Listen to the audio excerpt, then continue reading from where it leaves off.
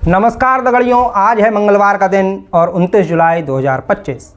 आज के बुलेटिन में हम जिन खबरों पर चर्चा करने वाले हैं वो हैं पंचायत चुनाव के दूसरे दिन हुई 70% वोटिंग, फर्जी मतदान को लेकर नैनीताल के एक बूथ में हुआ 4 से 5 घंटे का हंगामा, फोर्स बुलाकर निकलवाई गई पोलिंग पार्टी। मनसा देवी हादसे के बाद राज्य के कई मंदिरों में श्रद्धालुओं के लिए रजिस्ट्रेशन होगा अनिवार्य। मनसा देवी मंदिर के रास्ते पर करंट फैलने की अफवाह से भगदड़ की आशंका के बीच बदले गए बिजली के जर्जर और झूलते हुए तार। धर्मांतरण कानून को किया जाएगा सख्त, ऑपरेशन कालनेमी की निगरानी के लिए बनेगी SIT।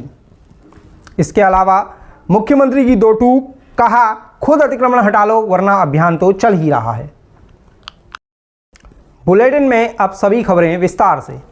पंचायत चुनाव के दूसरे दिन हुई 70% वोटिंग, फर्जी मतदान को लेकर नैनीताल के एक बूथ में हुआ 4 से 5 घंटे हंगामा, फोर्स बुलाकर निकलवाई गई पोलिंग पार्टी। उत्तराखंड में पंचायत चुनाव के दूसरे और अंतिम चरण में सोमवार को 70% वोटिंग हुई है।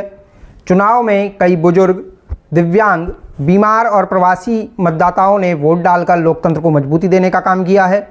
वहीं दूसरी ओर नैनीताल जिले के मोटा हल्दू में जयपुर खीमा स्थित एक बूथ पर ग्रामीणों ने फर्जी मतदान का आरोप लगाते हुए करीब 4 से 5 घंटे तक हंगामा किया।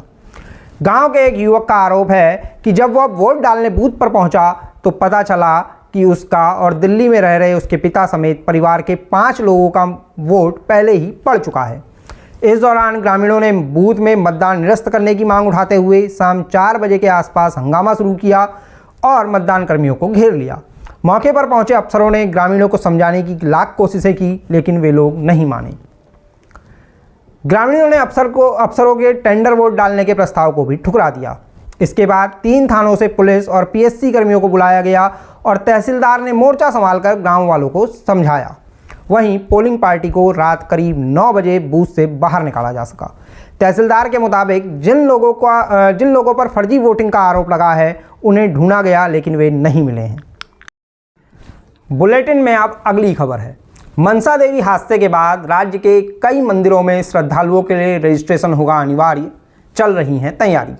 हरिद्वार में मनसा देवी मंदिर के रास्ते पर भगदड़ मचने से 8 लोगों की मौत होने के बाद सरकार थोड़ा सा सरकी है, यानी हरकत में आई है।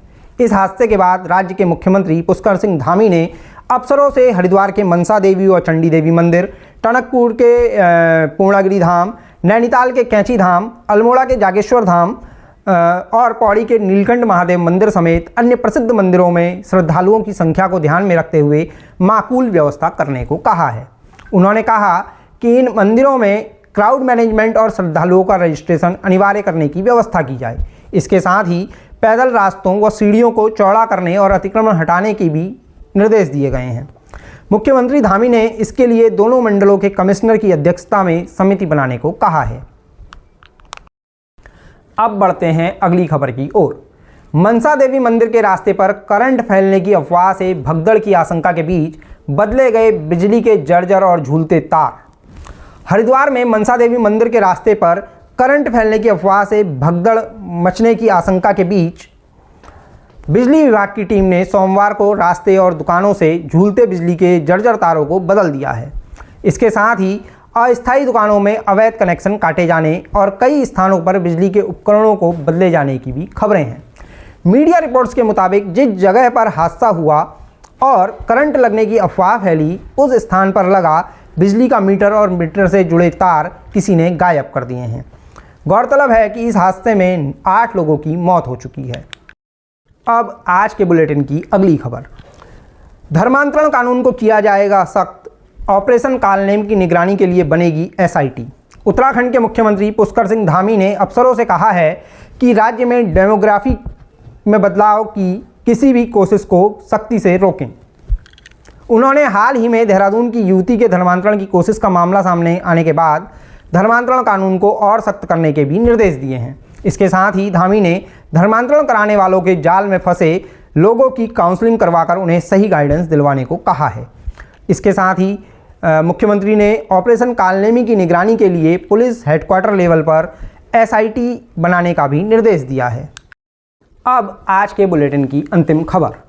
मुख्यमंत्री की दो टूक, कहा खुद अतिक्रमण हटा लो वरना अभियान तो चल ही रहा है।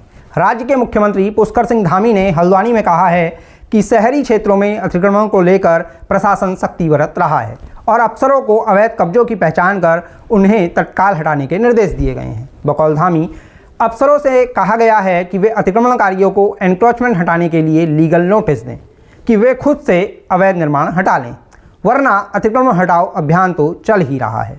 मुख्यमंत्री के मुताबिक सरकार ने राज्य में अब तक 7,000 एकड़ से ज़्यादा सरकारी ज़मीन को अतिक्रमण मुक्त करवाया है। अब बाँचते हैं 30 जुलाई का पंचांग। 30 जुलाई को है षष्ठी तिथि और बुधवार का दिन। षष्ठी तिथि रात 2:41 तक रहेगी और रात 9:53 तक रहेगा हस्त नक्षत्र। इसके साथ ही सिद्ध नाम का योग रात 3:40 तक और कौलव नाम का करण दोपहर 1:40 तक रहने वाला है।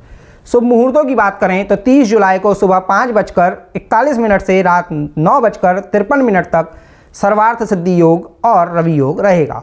वहीं अमृतकाल दोपहर 3:16 से शाम 5:02 तक रहेगा। आप लोगों की सुविधा के लिए हमारी टीम ने वीडियो में पंचांग का विवरण दे रखा है, आप स्क्रीनशॉट लेकर रख सकते हैं। आज के बुलेटिन को यहीं देते हैं विराम। खबरों को लेकर अपने सुझाव हमें देना मत भूलिएगा। चैनल को सब्सक्राइब और वीडियो को लाइक व शेयर करना आपका अधिकार है।